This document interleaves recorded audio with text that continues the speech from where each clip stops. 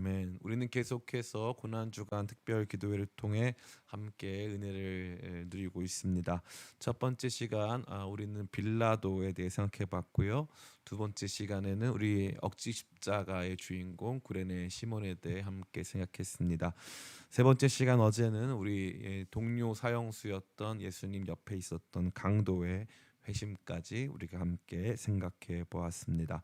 오늘은 십자가 사건 속에서 등장하는 주변인이지만 우리가 실제적으로 큰 관심을 기울이지 못했던 다른 종류의 사람들, 그런데 실제적으로는 그들이 십자가의 사건 속에서 가장 중요한 행위자로 등장하고 있는 우리 한 그룹의 사람을 대표하는 한 인물을 만나보고자 합니다. 그 사람은 바로 로마인 백부장이었습니다.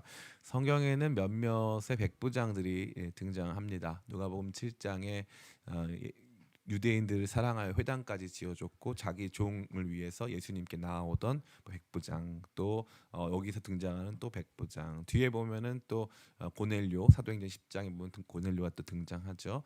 이 다양한 백부장들이 등장하는데 이 로마인 백부장은 특별히 예루살렘에 주둔하면서 다른 지역이 아닌 예루살렘 총독부 소속의 군인들로서 활동했고, 또 특별히 이 사형 집행을 주된 업무로 하고 있지 않았나 하는 생각을 갖게 합니다. 그리고 백부장은 이러한 사형 집행을 감당하고 있었던 많은 군병들을 담당하는 총책임자였다고 할 수 있습니다. 놀랍게도 성경은 십자가형을 집행하는 로마 군병들의 행동을 매우 자세히 묘사하여 보여주고 있습니다. 그들은 예수님을 조롱하고 모욕하였습니다.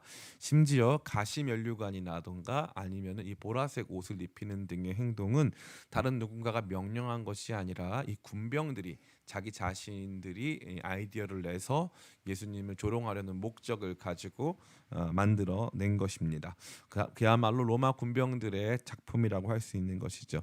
이들은 일상적으로 이러한 업무들을 감당해 왔고, 자신 앞에 놓여진 이 사형수를 세상에 존재해서는 안 되는 무가치한 존재로 간주할 수밖에 없는 그러한 심적 상태, 또 그러한 이 정황을 가지고 있는 사람들이었다는 것을 우리는 알 수 있습니다.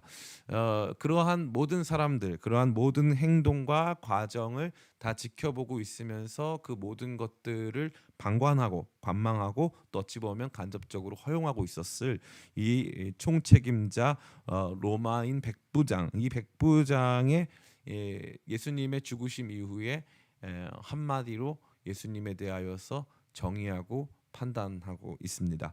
그는 예수님을 무가치하게 여기고 조롱하고 있던 사람들 속에 속해 있었지만, 이제는 그들과 다른 모습으로 예수님께서 하나님의 아들이셨다, 예수님께서 정령 의인이셨다라고 고백하고 있는 것이죠.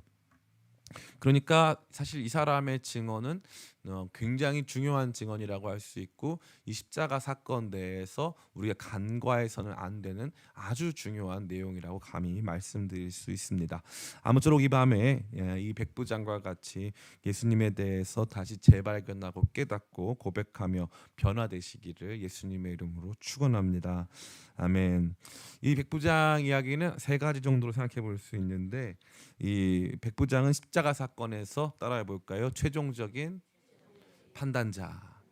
예, 이 백부장은 십자가 사건 전체를 다 총괄했고 그 과정을 다 지켜보고 있는 목격자였으며, 뿐만 아니라 이 사형의 집행자 그 자신이었습니다.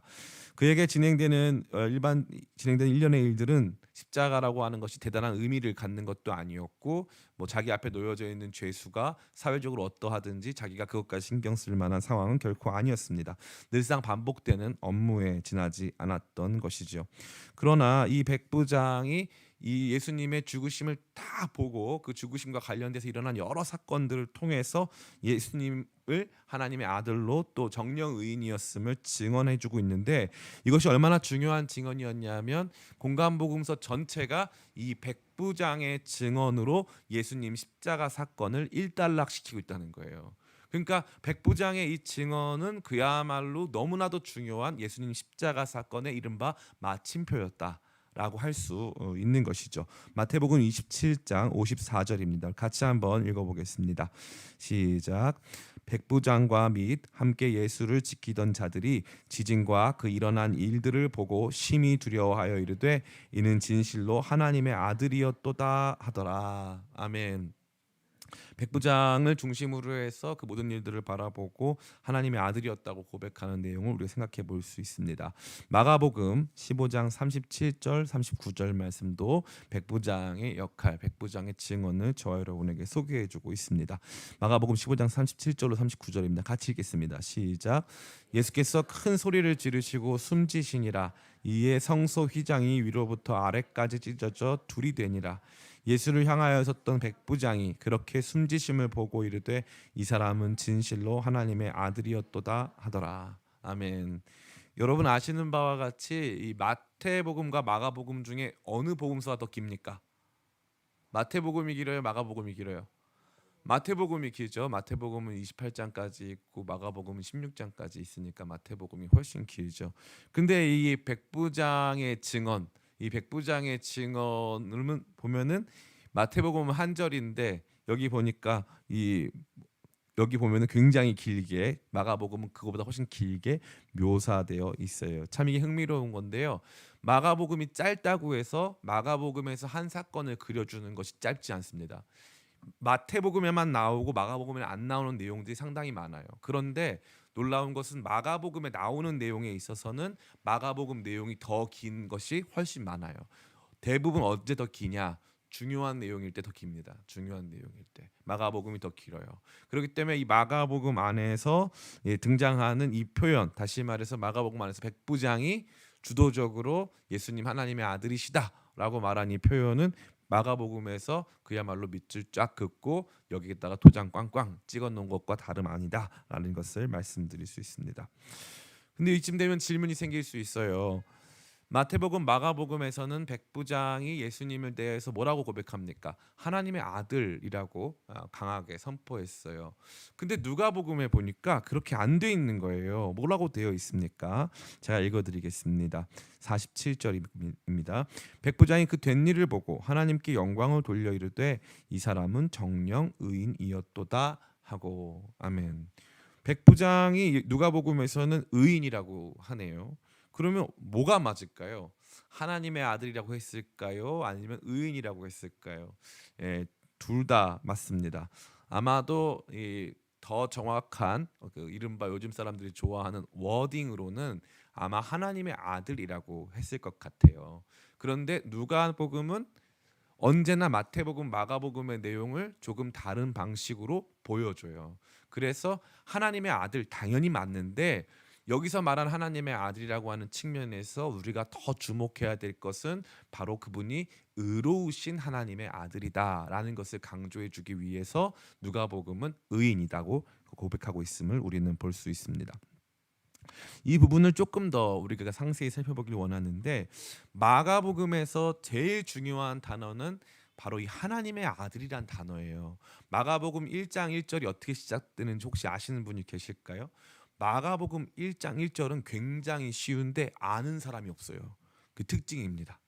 마태복음 1장 1절은 많이 알아요. 아브라함과 다윗의 세계, 아브라함과 다윗의 자손, 예수 그리스도의 세계라. 예. 그리고 또 저기 어디입니까? 이 요한복음, 예, 그죠? 태초에 말씀이 계시니라. 다 알아요. 근데 마가복음이 제일 짧은데 마가복음 1장 1절이 어떻게 시작되는지를 아는 사람들이 거의 없습니다. 안병희 집사님 혹시 기억나나요? 네. 고난 주간에 고난을 주고 싶었어요. 제가 누구 한 사람은 고난을 받아야 될 것 같아가지고 안병일 집사님 얄미워서 고난을 주고 싶었습니다. 마가복음 1장 1절은 하나님의 아들 예수 그리스도의 복음의 시작이라고 돼 있어요. 근데 이걸 사람들이 잘 몰라요.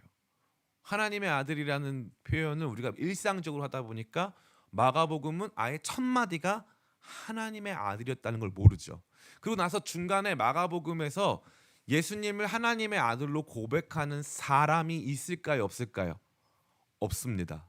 마태복음은 있어요. 마태복음은 많아요, 심지어. 근데 대표적으로 너희는 나를 누구라고 하느냐? 마태복음 16장에서 말했을 때 베드로가 주는 그리스도시요 살아계신 하나님의 아들이십니다라고 고백을 하죠. 예, 근데 그 똑같은 내용이 마가복음에는 당신은 그리스도이십니다로 돼 있어요. 그래서 그 하나님의 아들이란 단어를 마가복음은 아껴요. 아낍니다. 아주 아껴요. 그래서 하나님의 아들 예수 그리스도 복음의 시작이다라고 하는 이 측면으로 시작을 해서 마가복음 가운데에는 모든 내용 안에 예수님을 하나님의 아들로 고백하는 사람은 없어요. 잘 들으셔야 돼요. 사람은 없어요. 그럼 누가 예수님을 하나님의 아들로 고백할까요? 귀신들이 그렇게 고백을 해요. 그리고 예수님이 어떻게 해요? 가만히 있어 너. 너 가만히 있어. 그래서 예수님도 귀신들이 예수님을 하나님의 아들이라는 정체로 드러내려고 했을 때 강하게 그것에 대하여서 책망하시고 꾸짖는 장면이 마가복음 핵심적으로 나와요. 그리고 나서 1장 1절에 하나님의 아들 예수 그리스도 복음의 시작으로 시작한 다음에 예수님 십자가에서 돌아가시고 나서 백부장이 예수님을 하나님의 아들이라고 선언하는 거예요. 그러니까 이거 굉장히 중요한 표현이에요. 왜 중요하겠냐? 하나님의 아들은 하나님보다 못한 분이란 뜻이 아니에요. 하나님의 아들이라고 하는 그 표현 때문에 예수님은 십자가를 지셔야 했어요.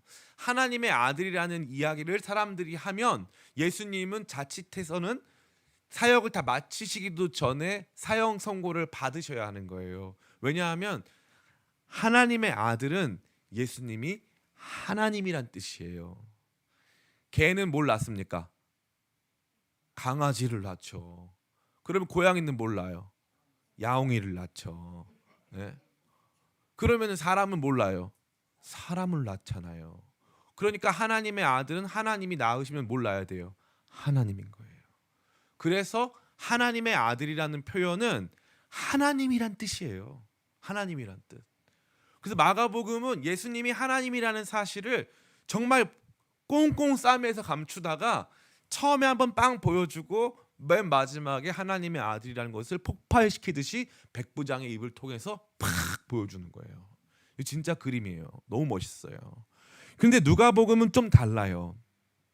누가복음은 이제 이 누가는 이 당시에 이 마태나 마가보다 훨씬 더 이방인이에요. 왜냐하면 마태도 유대인이고요, 마가도 유대인이에요. 근데 누가는 이방인이에요. 완전히 유대인하고 상관이 없어요. 누가는. 그리고 누가 마태, 마가가 모두 다 유대인 성도들을 대상으로 해서 복음서를 기록한 정황이 뚜렷해요. 그래서 마가복음이 대표적인 게 뭐냐면 달리다굼, 소녀야 일어나라, 그리고 에바다, 이런 거, 열려라, 이런 표현 있잖아요. 이거 다 아람어 표현이거든요. 이거는 유대인들이 쓰는, 진짜 쓰는 유대인 말을 그대로 갖다 쓴 거예요. 그러면 이거는 누가복음에 있을까 없을까? 없습니다. 누가복음에 달리다굼이라던가 에바다 이런 건 등장하지 않아요. 왜냐면 어차피 말해도 못 알아들으니까. 그러니까 누가복음에서 중요하게 받아들여지는 것은 무엇이냐 하면은 이 당시 사람들이 가지고 있었던, 이미 예수님이 하나님의 아들이라는 건 다 알고 있어요. 그래서 누가복음은 아예 예수님의 족보가 역순으로 돼가지고 맨 마지막에 아담까지 나간 다음에 아담 위에 하나님이시다라고 돼서 예수님 족보가 하나님하고 연결된 걸 보여준단 말이에요. 그래서 누가복음의 관심은 예수님이 하나님의 아들이냐 아니냐, 아니 이미 예수님 하나님의 아들이세요. 그런데 중요한 건 뭐냐면 예수님이 십자가를 지셨을 때 예수님이 어떤 상태로 십자가를 지셨느냐, 죄 없으신 상태로 십자가를 지셨다. 이게 누가복음의 관심이에요. 그러니까 하나님의 아들이신 것도 맞고 의인도 맞아요. 근데 이 두 가지를 같이 보여주는 가운데서, 조화롭게 보여주는 가운데서 마태복음, 마가복음은 하나님의 아들이라는 데 강조점을 둔 거고, 누가복음에서는 그분은 의로우시다는 데 강조점을 둔 거예요. 그러니까 둘 다 우리 모두로 하여금 예수님의 어떠하심을 입체적으로 보게 하는 그림이라는 것을 알 수 있는 거죠. 정리하자면 공간복음서 모두에서 이 백부장이 예수님 죽으심에 대한 확정적인 판단을 내리는 판단자로 등장하고 있다는 거예요. 이 사람이 딱 마침표를 찍어주는 거예요. 예수님은 하나님의 아들이셨고 예수님은 의인이셨다라고 십자가를 찍는데 마침표를 딱 찍어주는 거예요. 이게 왜 중요하냐면 이것 때문에 중요해요. 예수님이 하나님의 아들이라고 해서 사람들이 이 십자가를 달았잖아요. 그리고 나서 뭐라고 조롱했냐면 당신이 진짜 하나님의 아들이라면 내려와라 라고 계속 조롱했어요. 특별히 마태복음에서 계속 조롱합니다. 제가 이거 다 보여드릴 시간이 없어서, 그러면 성경 공부 시간이 되니까 할 수가 없어서 제가 간략하게 말씀을 드리는데, 예수님 하나님의 아들이라고 계속 조롱을 해요. 근데 예수님은 십자가에서 내려오지 않으셨는데 지금 백부장은 이 모든 상황을 보면서 예수님 당신이 말씀하신 대로 진짜 하나님의 아들이셨습니다. 그리고 누가복음에서는 예수님은 죄 사해 주시는 분이잖아요. 죄 사하시는 분. 옆에 있는 강도도 사하여 주시고 예수님 십자가에 매단 사람들, 조롱하는 사람들도 다 용서하셨잖아요. 그 예수님 죄 없으신 분으로 이 백부장이 선언해 주고 있는 거예요. 이게 참 놀라운 일이 아닐 수 없는 것입니다. 유대인이 아닌 사람, 예수님에게 가장 강력한 폭력을 직접적으로 가한 사람이 이 모든 일을 마치고 나서 예수님이 아직 부활하시기 이전임에도 불구하고 부활 이전에 이미 예수님의 죽으심 안에서 그 모든 사건을 바라보면서 예수님께서는 십자가를 지셔야 할 죄인이 아니셨고 예수님은 당신께서 말씀하신 대로 진정 하나님의 아들이셨음을 이 로마인 백부장에게 강하게 증거해주고 있는 것입니다.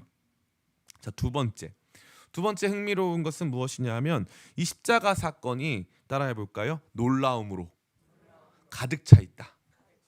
예, 우리는 십자가 사건 그러면 언제나 이 예수님의 고난에 집중하는데 제가 누누이 말씀드리지만 성경은 굉장히 차갑게 예수님께서 왼쪽에 못을 박으셨을 때 고통스러워 하시더라 이런 표현이 없어요. 성경은 진짜 너무 차갑게 예수님에게 가해진 폭력과 예수님이 당하신 이 사형수로서 당하신 그 형벌만을 정말 냉담하게 보여줄 뿐이지 우리가 생각하는 것처럼 막 얼마나 아프실까 막 눈물 절절 흘리고 하는 포인트가 그렇게 많이 없습니다. 대신에 이 십자가 사건 안에서 더 많이 부각되고 많이 강조되는 내용이 뭐냐 하면 특이한 일들이 많이 일어났다는 거예요. 그 대표적인 일이 뭐가 있을까요? 바로 정오부터 오후 3시까지 햇볕이 그냥 사라져 버렸어요. 어둠이 임했다는 거예요. 이거는 공통적으로 공간복음 전체가 보여주고 있는 거예요. 햇볕이 사라졌어요. 예수님께서 십자가를 지시니까 햇볕이 사라졌어요. 이거 너무 신기한 거잖아요. 또 성전 휘장이 갈라졌어요. 아마도 이것을 백부장이 직접 보지는 못했을 거예요. 왜냐하면 성전 휘장이 갈라졌다라는 것을 백부장이 볼 수 있는 공간적으로 한계가 있기 때문에 못 갔을 거예요. 그런데 아마 어떤 상황이었을까요? 생각해보면 아주 간단해요. 여러분 구약 성경 전체에서 성경 휘장이 갈라지거나 찢어지는 거 보신 적 있습니까? 없습니까? 없습니다. 그런데 성전은 거기에서 대략 1km 정도 떨어져 있어요. 1km 정도. 1km 정도 떨어져 있는데 사람들이 갑자기 우르르 몰려오더니 성전의 휘장이 찢어졌어요. 자기들끼리 얘기를 했을 거예요. 그때 백부장이 그걸 들었겠죠. 성전의 휘장이 찢어진 건 역사적으로 한 번도 없던 일이에요. 한 번도. 그런데 그럼에도 불구하고 예수님이 죽으셨을 때 성전 휘장이 착 찢어진 거예요. 너무나도 신기하죠. 거기다가 마태복음에서는 더 나아가서 지진이 일어났다고 표현해주고 있고요. 무덤이 열려서 성도들 중에 몇몇 사람들이 살아나기도 했다라고 하는 이야기까지 들려주고 있습니다. 한마디로 그날 그 십자가 사건이 일어난 그곳에서의 상황은 놀라움과 경이로움으로 가득 찬 여러 가지 기상현상 또 여러 가지 우리가 납득할 수 없는 사건들이 가득했다는 거죠. 심지어 예수님을 바라보고 예수님의 죽음을 확인해야 되는 로마 이 백부장 입장에서 예수님의 상태를 면밀히 관찰했을 텐데 예수님은 다른 죄수들과 다른 모습을 보여주고 있죠. 예수님은 원망, 불평, 저주, 욕설을 퍼붓고 있지 않으셨죠. 예수님은 사람들을 용서하셨죠. 옆에 있는 강도와 하나가 되셨죠. 십자가 위에서 그런 모습은 처음 봤을 거예요. 양쪽 사형수가 서로 주여 예수여 당신의 나라 임하실 때 저를 기억하소서 오늘 네가 나와 낙원에 있으리라 이렇게 훈훈한 브로맨스가 십자가 위에서 펼쳐질 거라고는 상상도 못했다는 말이죠. 근데 그 모든 모습이 너무너무 이상하고 너무너무 신기한 거죠. 그리고 특별히 로마 이 백부장은요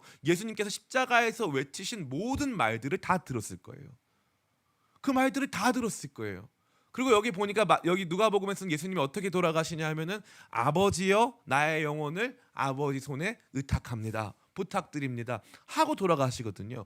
그러니까 예수님의 죽으심 속에서 그는 너무나도 특별한 것을 보게 됐다는 거죠.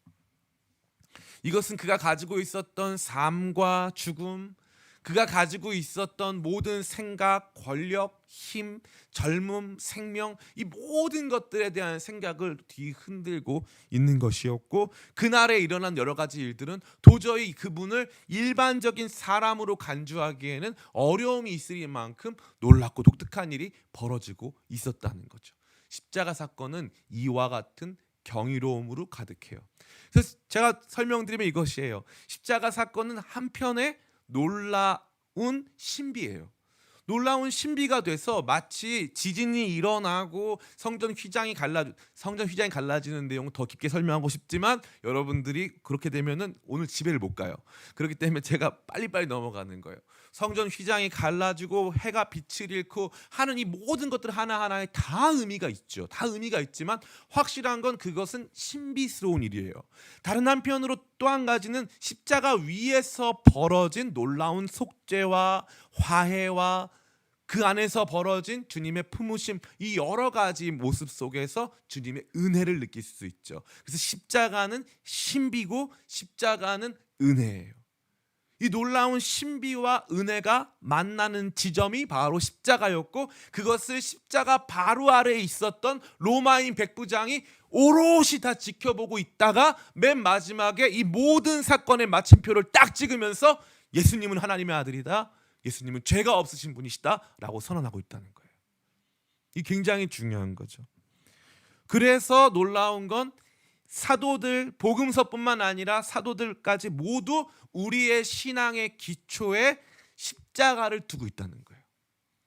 십자가 때문에 우리 신앙이 강해질까요? 아니면 오히려 약화될까요? 많은 사람들이 생각해요. 목사님 십자가가 있어서 강해지는 것 같아요. 그런 것 같죠? 재밌는 건 이슬람 교도들한테 제일 믿기가 어려운 부분이 십자가예요. 힌두교도들한테 제일 믿기가 어려운 부분이, 그리고 제일 불필요하게 여겨지는 부분이 십자가입니다. 불교 신자들한테 가서 물어봐도 십자가가 제일 이해가 안 되는 거예요. 그거 왜 들어가냐 이거죠. 오늘날 우리 그리스도인들 중에 이른바 명목상 그리스도인들이 있어요. 노미널 크리스천. 이름만 그리스도인 사람들이에요. 그 사람들에게 신앙에서 제일 불필요한 게 뭔지 아세요? 십자가예요. 십자가 없으면 편해요. 신앙생활이. 십자가만 없으면 뭐가 문제가 될 게 있어요? 아무 문제 없죠. 이미 구원 받았다면서요. 그 다음에 하나님께서 함께 하셔서 나를 이끌어 주신다면서요. 십자가가 도대체 뭔데 그렇게 중요하게 여기냐 이거죠. 그런데 너무 재밌는 건 복음서부터 사도 바울 또 많은 사도들의 저작을 통하여서 보게 되는 건 우리는 십자가 없으면 아무것도 아니다 이거예요. 이게 신기한 거예요. 십자가 계속 노래를 불러요. 왜냐하면 십자가에 신비로운 능력이 있고 십자가에 말로 할 수 없는 은혜가 있기 때문이에요. 이 십자가를 제대로 만난 사람, 그래서 십자가의 1차적인 관찰자, 1차적인 목격자였던 이 로마인 백부장이 그 놀라운 신비와 놀라운 은혜에 완전히 굴복되어 예수님을 하나님의 아들로 고백하고 예수님은 죄가 없으심을 선포하고 있다 이 말이에요. 놀라운 것은 그는 누구였습니까? 그는 로마인이에요. 그는 로마인, 유대인이 아니에요. 로마인입니다. 로마인들에게 있어서 가장 중요한 건 뭔지 아세요? 힘이에요. 힘. 근데 십자가는 어떤 상황이에요? 가장 힘이 없어진 상황이에요. 뭐가 같냐면은 완전히 아무것도 못하게 양팔을 다 못을 박아버렸어요. 다리도 어디 못 가요. 딱 못 박아버렸어요. 나무에 못 박혀진 사람. 힘이 없어요. 작은 벌레 하나 내가 잡을 수가 없고요. 예? 내 몸에 뭐 작은 사소한 거 하나도 내가 할 수 있는 게 아무것도 없는 거예요. 힘없는 사람. 로마 제국의 엄청난 힘 앞에서 아무것도 할 수 없는 바로 그 사람이라는 거죠. 근데 너무 놀라운 건 지금 이 일을 집행하던 사람이 이 일을 당한 사람 앞에 굴복하고 있는 거예요. 예수님을 죽이는 사람이 죽으신 예수님 앞에 굴복한 거예요. 힘으로 이겼잖아요. 예수님 십자가에 빵빵빵 못 박았잖아요. 힘으로 이겼는데 예수님께 졌어요. 이게 로마 제국의 역사입니다. 로마 제국은 이 콘스탄티누스 황제 이전에 7번에 걸쳐서 어마어마한 박해를 우리 교회에 가합니다. 교회에 가해서 교회가 없어질 것 같았는데 놀랍게도 밟으면 밟을수록 로마 중심부 안으로 교회가 퍼져나가기 시작하는 거예요. 사람들을 죽였는데, 사람들을 십자가에 못 박고 짐승의 밥으로 주었는데, 이상하게 사람들은 그 죽음 앞에 굴복해서 그들보다 먼저 앞서서 죽으시고 부활하신 예수님을 자기의 왕으로 모시기 시작했다는 거예요. 너무나도 이상한 일이 벌어진다는 거죠. 이게 십자가 신비예요. 이게 십자가 신비입니다. 2004년도에 패션 오브 크라이스트라는 영화를 개봉했어요. 이 패션 오브 크라이스트라는 영화를 개봉했는데, 이 영화가 이제 멜 깁슨이 회심해가지고 만든 영화인데, 참 이거 많은 걸 보여주죠. 회심은 맨날 해야 된다라는 생각을 많이 해요. 그때만 해가지고 그 형제님이 그때 참 좋은 일 하다가 지금 또 이렇게 안 좋아졌는데 멜 깁슨 형제를 위해서 기도해야 돼요. 왜냐면 그때는 참 좋았거든요. 이제 형제님이라고 하긴 할아버지이신데, 근데 이 사람이 원래 호텔에서 스스로 목숨을 끊으려고 하다가 호텔 방마다 비치된 이 성경책이 한 권 있더라는 거예요. 그거를 읽고 나서 그날 거기 그 자리에서 앉아서 엄청나게 오열하면서 이 십자가 사건을 영화로 만들어야 되겠다라고 생각을 해서 영화로 만든 거예요. 그래서 영화로 딱 만들었는데, 이제 이 멜 깁슨이 보통 영화 제작자는 아니잖아요. 이 사람 대단한 사람 아닙니까? 이 사람이 이거를 뭐 어마어마하게 아주 이 고증을 거쳐서, 그리고 심지어 모든 대사를 다 아람어로 하잖아요. 그 패션 오브 크라이스트는 일반적인 예수님 영화랑 달라요. 실제적인 고증을 많이 해가지고 아람어로 하고 수위를 굉장히 높였죠. 왜냐하면 실제 예수님이 당하신 고통을 표현하고 싶어서. 그래서 그 영화를 개봉을 딱 했는데 전 세계적으로 대흥행을 했죠. 그 교회에서 예수님 얘기 백날하면 싫어하는데 영화를 개봉했는데 흥행인데, 우리도 영화 하나 만들까 그랬어요, 그죠? 영화를 만들어야 돼 이거 다.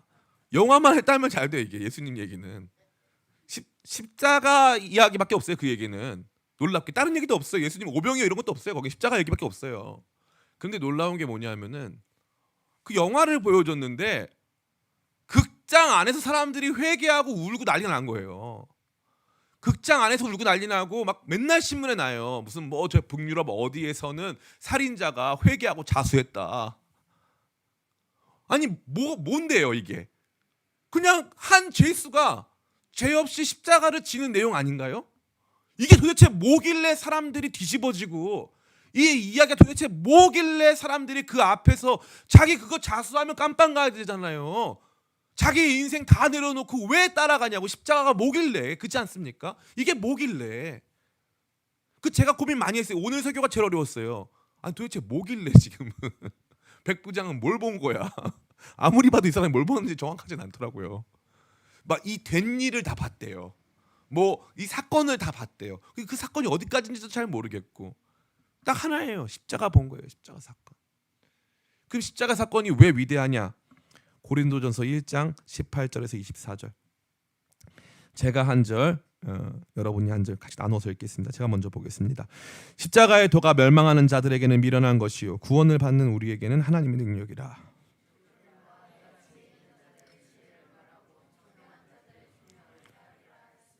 지혜 있는 자가 어디 있느냐, 선비가 어디 있느냐, 이 세대의 변론가가 어디 있느냐. 하나님께서 이 세상의 지혜를 미련하게 하신 것이 아니냐.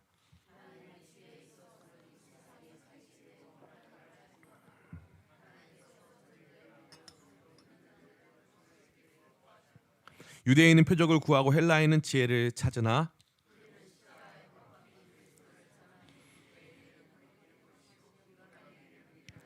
같이 읽습니다. 오직 부르심을 받은 자들에게는 유대인이나 헬라인이나 그리스도는 하나님의 능력이요 하나님의 지혜니라. 아멘. 여기 그리스도는 하나님의 능력이라고 되어 있는데, 이 그리스도 앞에는 십자가에 못 박힌 그리스도를 말하는 거예요. 십자가에 못 박힌 그리스도는 하나님의 능력이고 하나님의 지혜다. 이게 바로 신비예요. 십자가의 놀라운 신비. 골로새서 2장 14에서 15절 같이 한번 읽겠습니다. 골로새서 2장 14에서 15절 같이 읽습니다. 시작. 우리를 거스르고 불리하게 하는 법조문으로 쓴 증서를 지우시고 제하여 버리사 십자가에 못 박으시고 통치자들과 권세들을 무력화하여 드러내어 구경거리로 삼으시고 십자가로 그들을 이기셨느니라. 아멘. 십자가는 증거잖아요. 거기서 예수님이 죽으셨잖아요. 근데 십자가로 도대체 어떻게 이겼냐고요, 이 모든 걸요. 십자가가 어떻게 승리가 되냐고요. 제가 너무너무 이 말씀이 신비로운 거 있죠. 그래서 이 십자가가 신비해요. 예수님의 십자가를 보여주면요, 사람들이 처음에는요, 이게 무슨 상관이냐. 그런데 조금씩 봤더니 이 십자가 안에서 십자가 내가 처음 볼 때에 십자가를 제대로 보기 시작하니까 놀라운 신비, 마치 예수님 십자가 달리시던 그날 일어난 막 대폭발과 지진과 휘장 찢어짐과 날이 어두워짐과 사람들이 막 무덤에서 일어나는 막 이런 일과도 같이 십자가를 제대로 보기 시작하니까 그 안에서 말 수 없는 뜨거운 마음이 차오르기 시작하면서 그 앞에서 굴복하게 되는 거예요. 이게 기가 막힌 거 아닙니까? 이게 하나님의 지혜라는 거예요. 왜냐하면 헬라인들은 지혜를 찾는다 그랬잖아요. 헬라인은 철학의 사람들이잖아요. 유대인들은 표적을 찾는다. 표적은 사인을 말하는 건데 계시를 말하는 거예요. 계시. 하나님께서 주신 계시. 그런데 이 계시를 원하는 사람들 앞에서 십자가는요, 나무에 달린 자마다 저주를 받았느니라 라고 하는 거예요. 그래서 나무에 달린 자 예수님은 저주받은 사람이라는 표적이에요. 그러니까 십자가로 이길 수가 없단 말이에요. 이게선 안 된단 말이죠. 헬라인들에게도 마찬가지예요. 지혜자는 지혜로운 말들을 해야 돼요. 그리고 지혜자는 이 세상에서 모든 것들을 합리적으로 설득하고 설명해야 돼요. 그럼 예수님은 설득하고 설명하셨지만 귀 있는 자는 들을지어다 하셨고요. 설득하셨지만 이 너희가 보기는 보아도 알지 못하고 듣기는 들어도 깨닫지 못한다고 말씀하셨어요. 그러니까 일반적인 헬라인, 그리스 철학가들의 모습이 아니었다는 거예요. 그리고 힘의 민족 로마인들 앞에 주님은 허무하게, 무력하게, 나약하게, 연약하게 완전히 십자가를 졌단 말이죠. 그런데 놀라운 건 그 주님의 십자가를 딱 보여주면 유대인도 무릎 꿇고 헬라인도 무릎 꿇고 로마인도 무릎 꿇는다는 거예요. 이게 기가 막힌 거예요. 이게 십자가의 신비예요. 십자가의 신비. 이것만 아시면 돼요. 따라해볼까요? 십자가 능력 있습니다. 십자가 제대로 보기 시작하면 능력 있는 거예요. 십자가 앞으로 제대로 나가기 시작하면 능력 있다 이 말이에요. 제가 이 말씀을 드리고 싶은 거예요. 이 말씀을. 십자가는 경이로움과 놀라움으로 가득 차 있다. 목사님 뭐가 놀라운데요? 뭐가 경이로운데요? 십자가 보면요, 이상하게 우리는 이런 거 하잖아요. 십자가 보면 십자가의 경이로움은 드라큘라 나오면 뭐 이렇게 해가지고 이렇게 드라큘라한테 보여주고 뭐 이 정도 수준이잖아요. 그럼 여러분 드라큘라가 무서워요? 집에 있는 남편이 더 무서워요? 남편이 너무 나한테 화내고 막 그러면 이렇게 보여주면 남편이 막 그 앞에서 막 무릎 꿇으면 얼마나 좋겠어요. 그런 일은 거의 없어요. 저 여자가 왜 저러나 이러면서 더 싸움이 가중되는 거예요. 우리는 십자가 신비라는 걸 이런 걸로 생각해요. 이렇게 십자가 하면은 사람들이 어떻게 되나 보다 이렇게 해가지고 그렇게 하고 밥 만든 다음에 밥 저을 때 어떻게 져요? 십자가 긋고 짓잖아요. 예? 이거 왜 짓는지 전 잘 모르겠어요. 근데 나중에 제가 생각한 게 봤더니 이거는 의미로서 짓는 것보단 십자가로 이렇게 저어 놓으니까 합리적이더라고요. 이게 합리적으로 잘 저어지겠더라고요. 이게 이렇게 하는 게. 근데 우리는 뭐 밤에도 십자가를 막 긋고 뭐 별에 파전도 십자가로 자르고 뭐 우리가 생각하는 십자가의 신비라는 것은 마술적 신비를 말하는 거죠. 그러나 놀랍게 예수 그리스도의 십자가의 신비는요, 전인격적인 능력이에요. 죄인들이 회개하고요, 우리가 몰랐던 주님의 놀라우신 은혜가 발견되고요, 그 앞에서 내가 예수님 죽였는데 내가 죽인 예수님이 나를 위해 죽으셨다는 걸 발견해가지고 뒤집어지고 까무러치게 하는 게 십자가라 이 말이에요. 오늘날 왜 우리가 보혈 찬송을 부르다가 은혜를 받습니까? 왜 십자가 증거하고 십자가 이야기하는 가운데서 왜 우리 안에서 감동이 울려 퍼집니까? 누가 알아요 이거를? 누가 설명할 수 있습니까? 십자가는요, 헬라인에게는 미련한 것이고 유대인에게는 꺼리는 것이에요. 그러나 하나님의 지혜요, 하나님의 능력이십니다. 이 십자가 앞에 모든 제국이 무릎을 꿇고요, 이 십자가 앞에 가장 똑똑한 사람들이 무릎을 꿇고 이 십자가 앞에 가장 강력한 모든 사람들이 다 무릎을 꿇는 거예요. 다 무릎을 꿇어요. 공포 영화 보면 재밌는 게 아무리 악한 그 뭐 귀신이잖아요. 십자가 하면 다 이겨요. 어. 보니까 재밌더라고요.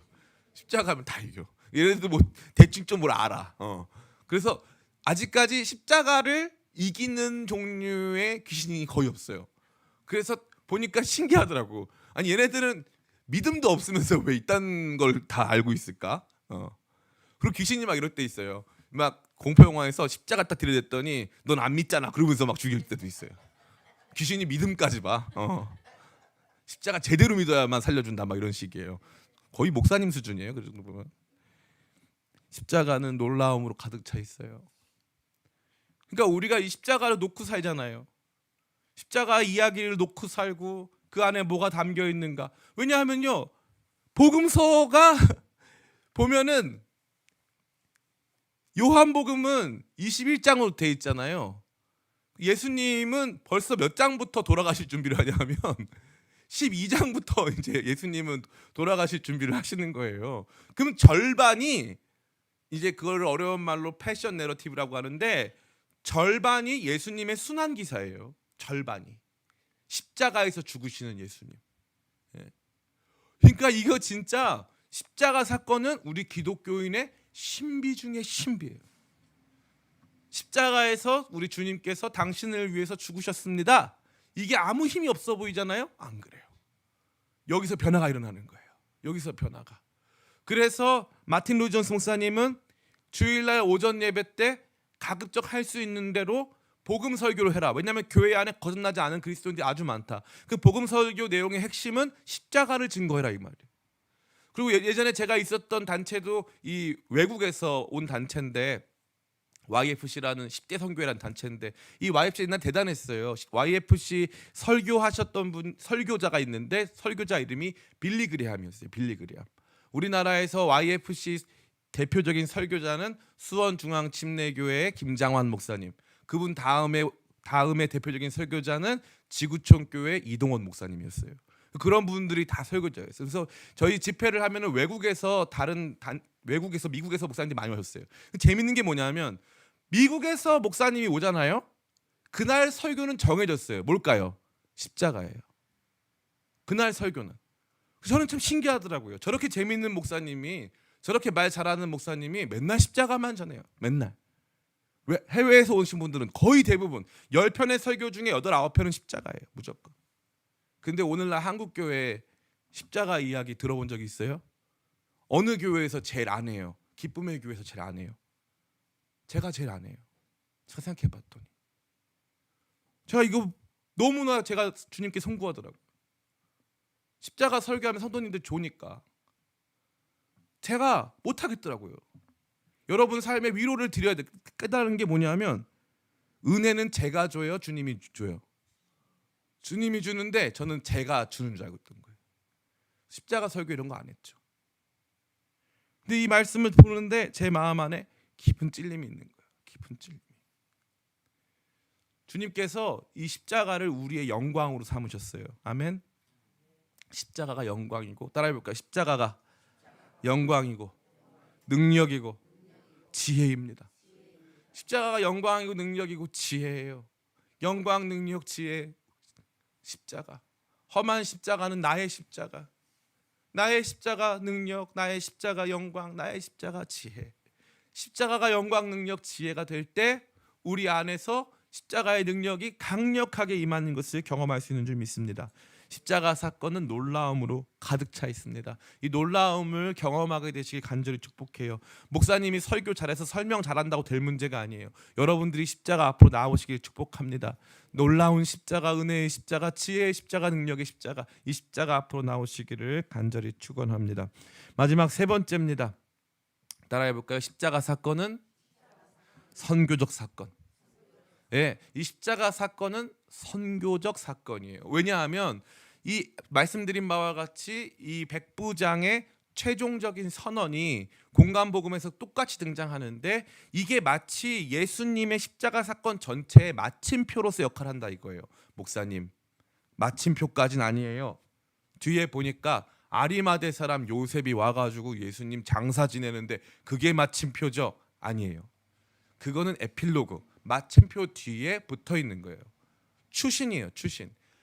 딱 예수님의 죽으심까지의 이야기를 마침표를 딱 찍는 게 바로 이 백부장이에요. 근데 그 사람의 선언이 있거든요. 예수님 하나님의 아들이시다. 예수님 의인이시다. 이 선언이 있거든요. 그래서 예수님 부활하셨을 때 하나님의 아들로 인정받으시고, 예수님 부활하신 후에 의로우신 분으로, 죄 없으신 분으로 자기 자신을 확증하시잖아요.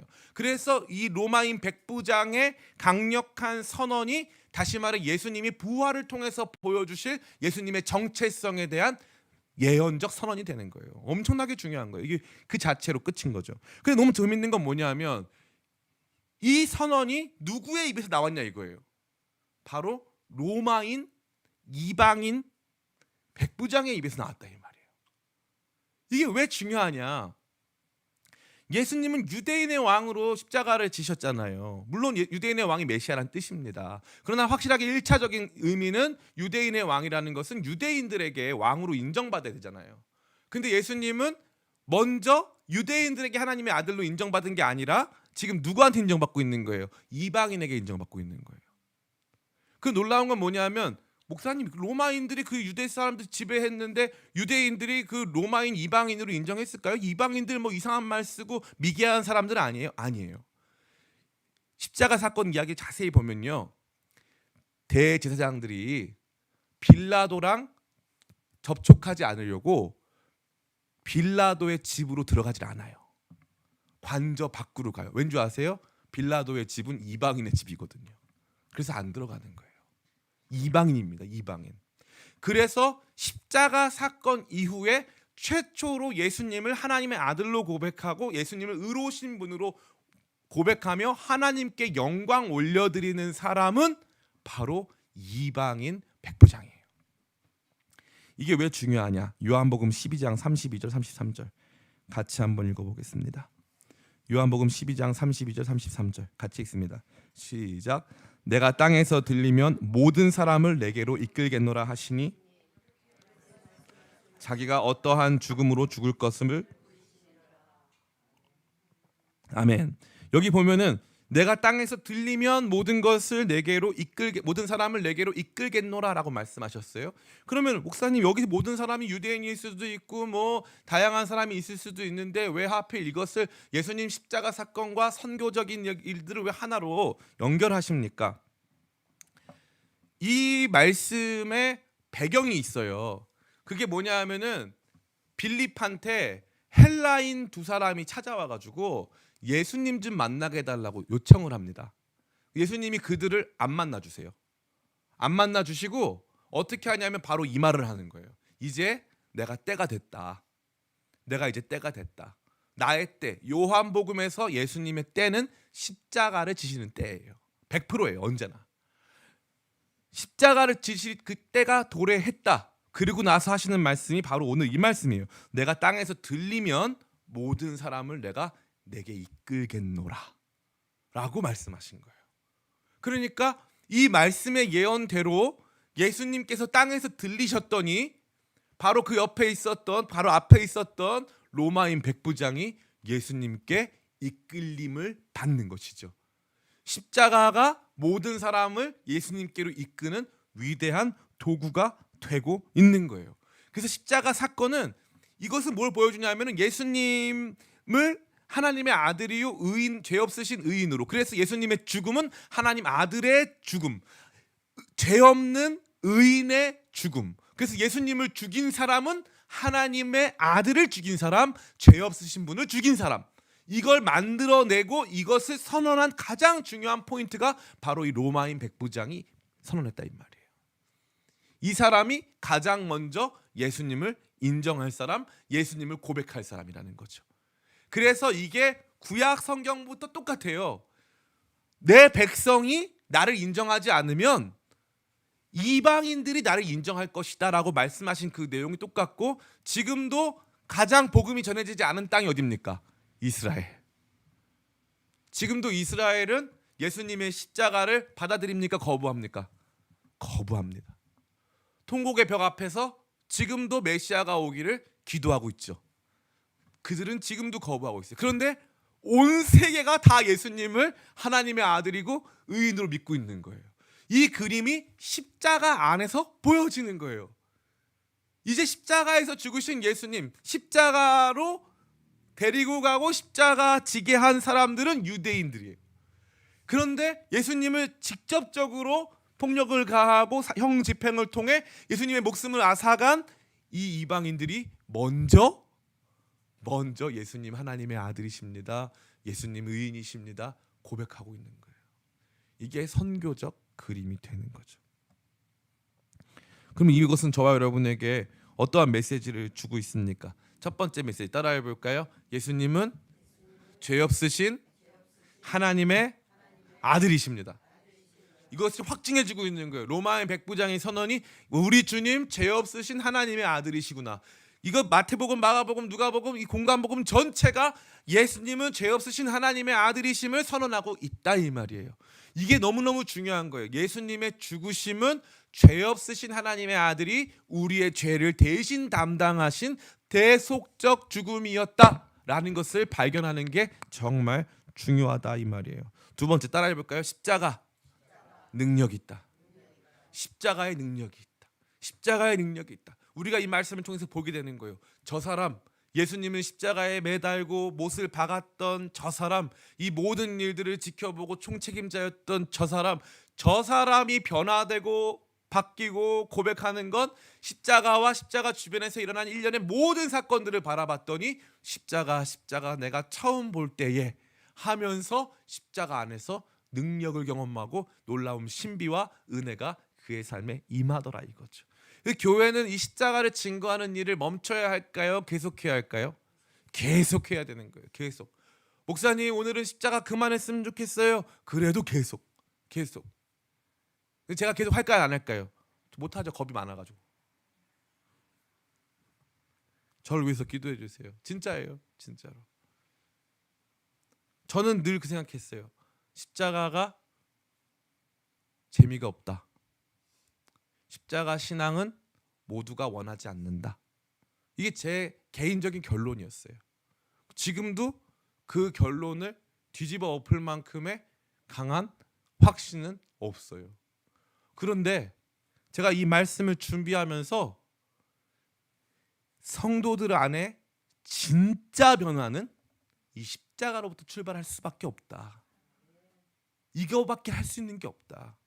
왜냐하면 이게 단순히 여기만 등장하는 게 아니라 사도 바울이 쓴 모든 서신서에서 교회의 문제, 개인의 문제, 어떤 상황의 문제 속에 사도 바울은 끊임없이 십자가에서 죽으신 예수님에 대해서 말씀하시거든요.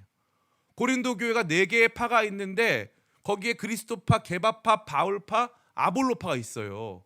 그러면은 내가 누구예요? 내가 바울이잖아요. 내가 옳아요, 틀려요? 나 옳잖아요. 그러면 여러분 잘못 바울파. 너네 교회 내가 세웠어. 바울파 하자. 이러면 될 거 아니에요. 그리고 가만히 보니까 거기에 그리스도파가 있어. 그러면 어떻게 해야 됩니까? 내가 겸손하게 그래도 우리가 그리스도파로 하나 되자 하면 될 거 아니에요. 근데 사도 바울은 그거 아니에요. 그 중에 한 팀이 옳다? 아니에요. 우리를 위해서 십자가 지신 예수님밖에 없다 이 말. 그거 또 보여줘요. 무조건 십자가예요. 무조건 십자가. 다시 또 가서 십자가 안에서 어떤 일들이 있는가? 싸우고 있는 사람들, 이방인 공동체, 어디에 어떤 갈등이 있든지, 어디에 어떤 문제가 있든지, 어디에 어떠한 소망의 결여가 있으면 거기에 반드시 십자가에 대한 이야기를 하고 있다는 거죠. 십자가의 능력이 있어요. 우리 교회와 우리 성도님들의 삶 안에 이 믿음이 다시 회복되시기를 축복합니다. 십자가를 깊이 묵상할 때 깨어진 가정이 하나 되고, 십자가를 깊이 묵상할 때 교회가 하나 되고, 십자가를 깊이 묵상할 때 주님께서 우리 가운데 주신 약속이 확증되고, 십자가를 깊이 묵상할 때 우리 죄가 얼마나 큰지, 그러나 이것보다 큰 은혜로 우리를 어떻게 사랑하셨는지를 보게 된다 이 말이에요. 십자가의 능력이 있습니다. 마지막 세 번째 따라해 볼까요? 십자가 사건은 선교적 사건. 그래서 이 십자가 사건을 통하여서 지금도 복음이 전파된다 이 말이에요. 선교사님들이 언어가 안 통하는 지역에 가잖아요. 아예 언어가 안 통하는 지역. 그때 뭐 들고 가는 줄 알아요? 저 아프리카나 이 아마존 우림 지역에 있는 사람들, 그 사람들 만날 때 말이 안 통하니까 어떤 언어 쓸지 모르니까 이 예수님 비디오 테이프를 가져가요. 예수님 비디오 테이프를 가져가서 그냥 트는 거예요. 그냥 예수님 비디오 테이프를 가져서 그냥 틀잖아요. 처음에 사람들이 재밌게 보다가 그게 이제 CCC에서 원래 하던 운동인데 그걸로 뭐 수백만 명이 돌아왔죠. 그거 틀다가 사람들이 이제 거기 있는 사람들 가만히 보고 있다가 사람들이 예수님의 십자가에 못 하니까 거기에 있는 사람들이 그 화면 앞으로 달려가서 예수님 죽이지 말라고 난리. 그러다가 그 사람들한테 복음을 전하는 거예요. 예수님이 이미 오셨고 여러분을 위해서 십자가 지셨는데 그 예수님 부활하셨다. 많은 사람들이 회심하는 거예요. 십자가가 예수님이 열방을 구원하시는 도구예요. 모든 사람들에게 버려진 바로 그거. 지혜도 아니고 엄청난 계시도 아닌 것 같고 엄청난 능력도 아닌 것 같은 그 십자가가 세상 모든 사람을 주님께 이끄는, 그래서 인자가 땅에서 들리면 모든 사람을 내게 이끌겠노라 하신 그 말씀을 십자가에서 이루신 거예요. 그러니까 이 십자가 사건은 선교적 사건, 우리 한 사람만을 위한 구원을 넘어서서 모든 사람을 구원하시는 하나님의 지혜요 하나님의 능력이셔서 이 십자가를 통해 우리가 볼 수 있는 건 하나님은 열방을 구원하기를 원하신다.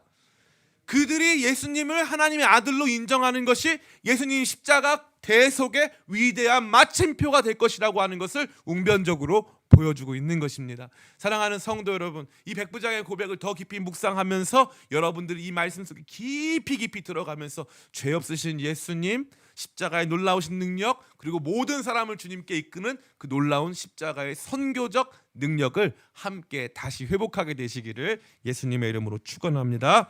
아멘. 우리 기도 제목 있어요. 같이 한번 읽어보겠습니다. 이거 읽고 같이 찬양할게요. 우리 기도 제목 같이 읽습니다. 첫 번째 제목 같이 읽습니다. 시작. 예수님이 흠없는 하나님의 어린 양이 되어 우리 죄를 대속하셨음을 온전히 믿게 하시옵소서. 아멘. 두 번째입니다. 같이 읽습니다. 시작. 십자가 사건을 생각하며 묵상하게 하사 예수님의 하나님의 아들이심을 깨닫게 하소서. 아멘. 세 번째 같이 읽습니다. 시작. 십자가 사건이 놀라운 선교적 사건임을 깨달아 열방 가운데 십자가 증거하게 하소서. 아멘. 우리가 마음 가지고 찬양하고 같이 기도하겠습니다.